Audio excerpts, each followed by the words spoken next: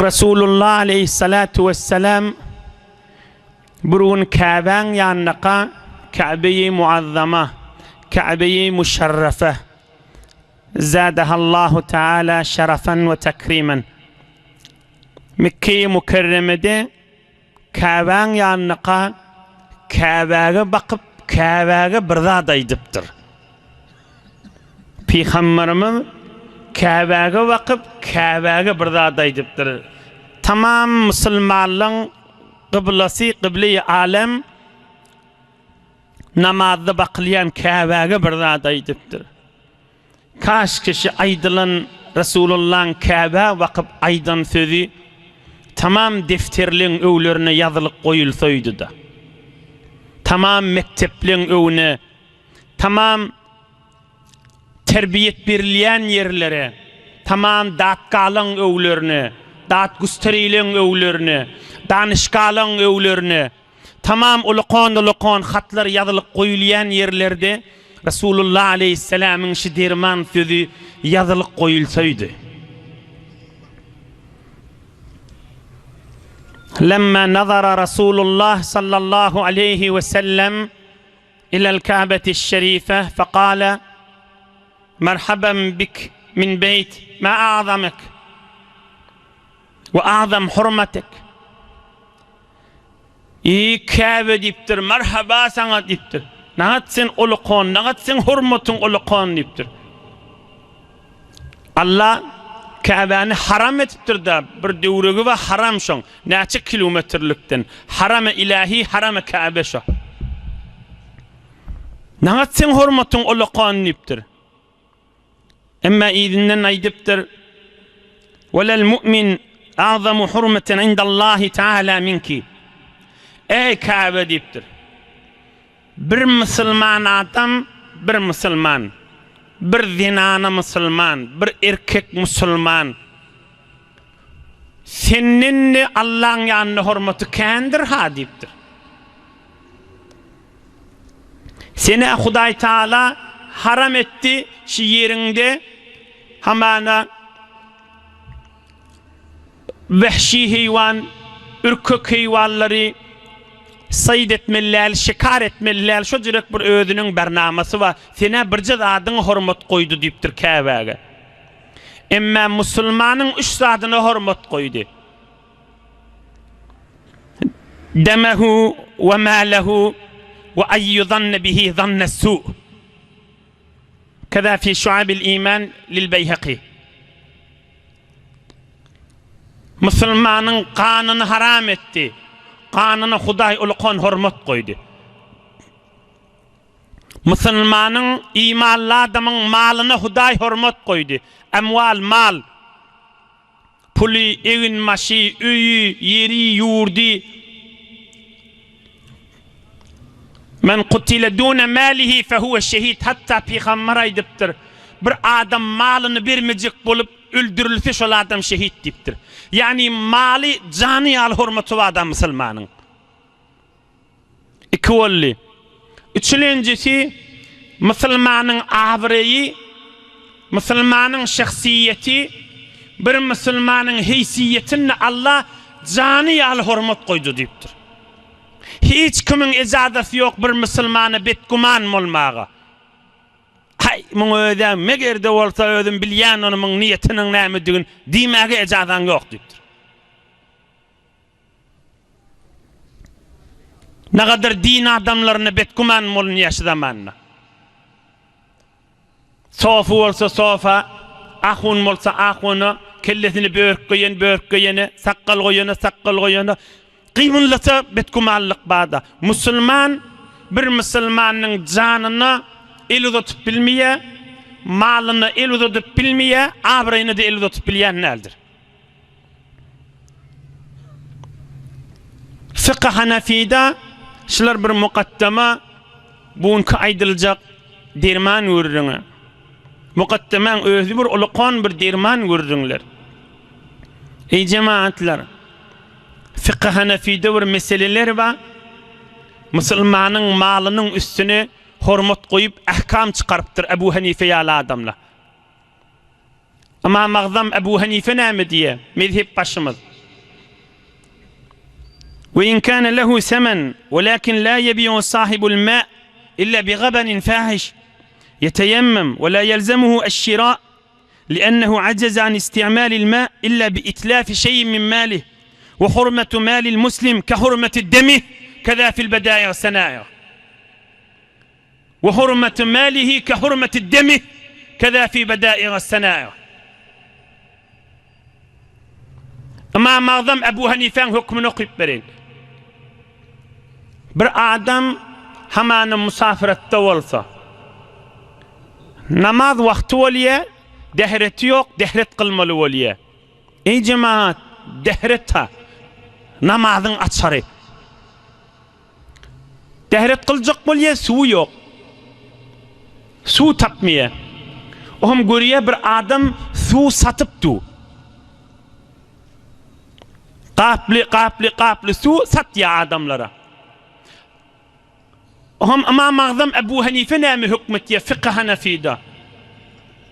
Şoň suyu satyan suwuny bardan kıymet etdi diye. Eger o vagarada, eger il günüň içinde berilýän kıymetin ikisi baha aysa alıp ýörme teyemmüm etdi okuyaga. Şu suwun kaptalyny teyemmüm etip namaz okuyaga diye. Malyny heder berip ýörme diýip aýtdy. Nagat erzeş goýulýa musulmanyň malyndan çyryp häzir özünün hormatyny goý ha häzir. Jüpsünnäki puluny şeriatyň goýýan hormatyny goýdy. Tamam mollalyň okuyan kitabyny bada şu gurrun aýdýan kitap. Aýdýan gurrunum. Şu mahal mollalyň hüjrelerde okuyan kitaplarynyň hemmesini başı gurrun. Ebu Hanife'ň hükmü. Dehrek kılacak bolýan o da Suudiye yok diye hamana şu mahal su ap madeni muntümen bolsa ol 2000 tümene verecek diye. 2000 tümen hiç satdarak imsen yanında. Yok men aljak däl ýakana teyemmüm edakany elin ýere vurup ýüzüňe çekip iki elin ýere vurup iki eline çekip namaz okuy vermella. Hal hasuda duda. Şeriat şunu aýtýar. Yani sen musulmanyň malyny da hormat goýýar. Yani Peygamber'in sözü var, musulmanyň jany da hormatly, musulmanyň maly da hormatly, musulmanyň abry da hormatly yani mesele çykarýarlar. Ya yine bir meselesini aýdyn. Hazreti Ömer'in oğlu Abdullah diýen oğlu aýdýa. Bir wagt Kaban ýanyna Hajar-ı Aswad'ın ýanyna Hajar-ı Aswad taqriban biz şu mahalşi İran ýurdunyna Gülistanyna Hajar-ı Aswad bäri tarapda bir tarapda da taqriban bilinni Hajar-ı Aswad'ın bir taqriban Kaban gapsyna gaşy makyan millet biz. Hajar-ı Aswad oham iler aşak guşetinde. Be her hal Peygamberimiz şu taada Hajar-ı Aswad'i okşap kan mübarek gözlerinden yaş aktırıptır. Oham mübarek ağlap duqa döwrüni gözläpdir Peygamberimiz görse Hazreti Ömer da ağlap duranmış. Oham ey Ömer diýipdir, ştada göz ýaşlar dökülmeli ýerdir diýipdir. Ine bu wuruna bir qysgaja iýdi näme? Inne şu tada aýdypdyr ýa soňraýak aýdypdyr. Ey Ömer diýipdir. Inneke raculun ayyid tudi zayıfa. Ey Ömer diýipdir. Sen bir edermen adam, pehlewan adam diýipdir. Gurmeleşik wagty Peygamber'in sünneti mişdik diýip Hajar-ı Aswad'a gelip elin sifap okşajak bolup ýörme daşaňrakdan aýlanaga diýipdir. Başşakşa mızahymçylyk bolmasyn diýipdir.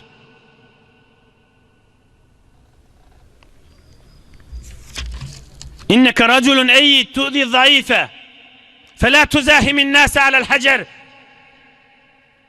Hajar-ı Aswad bir teberrikdir bi, cennetten düşen daşdyr bi. Mun Peygamber'in sünnetidir bi. Mun okşamak, mun sifalamak sünnetdir diýip adamlar qyrana berip barjak bolup ýörme diýipdir. Sen bir pehlewan adam adamlaryň hormatyny sakla diýipdir. Walakin in wajadta furjatan fastalimhu. Bir boş yer tapsaňa barda diýipdir, elin sifa okşa. Yok yoksa da şoňa bakda Allahu ekber la ilahe illallah de geçiyor diýipdir. Müslümanlara hormat koyman gurrun ha ey cemaat. Yoksa her nämetmeliler barmallar ona diýmeliler.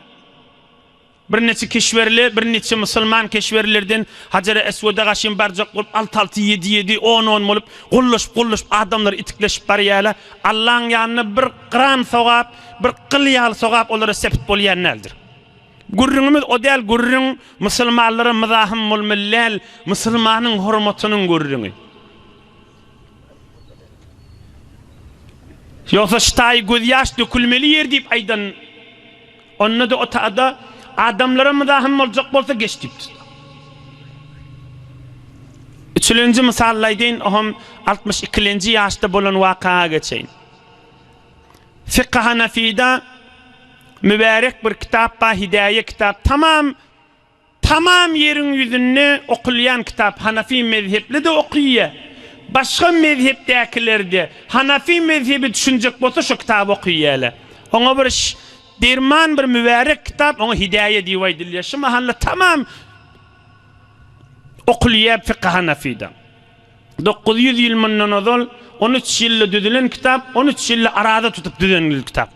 Be her hal شو هداية كتاب تيتيا ويبدي ضبائه وقيل إذا كان في الصف لا يجافي كي لا يؤذي جاره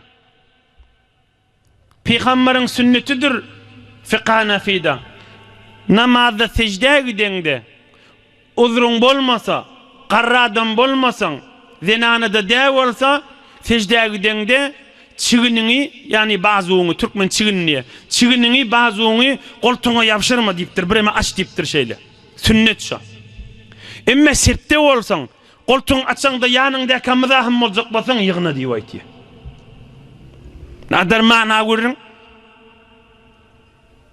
ey cemaat biziň görüňimiz haşa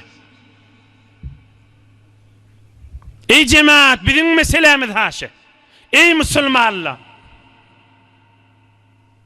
delilini wezde Peygamberimiz aleyhissalatu vesselam goltugyny ýygnap çigini ýygnap secde etmeýänmişdik.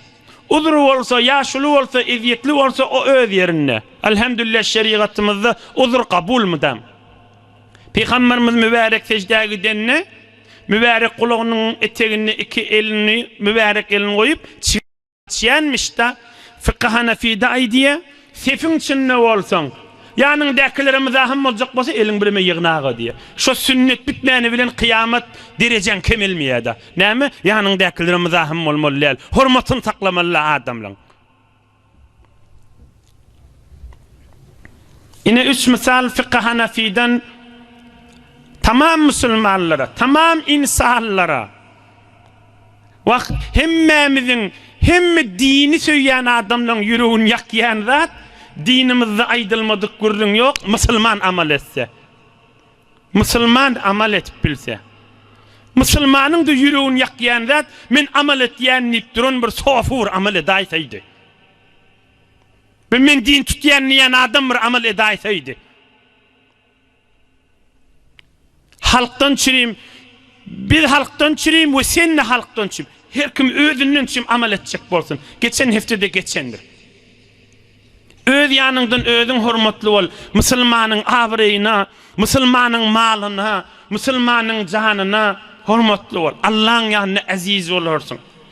Ey cemaat, ey türkmen, ey ýaş oglan, ey sofi, ey molla, ey piragatnayan, ey gowadamly bilen oturşýan, ey bazarly, ey her ýurtlarda işläp biren. Ey ilwinni käde gelmeýän, ey madam öýüne ýatyp gelip biren. Adamlara hormatly bol, Hudaýyň ýanyna aziz bolarsyň.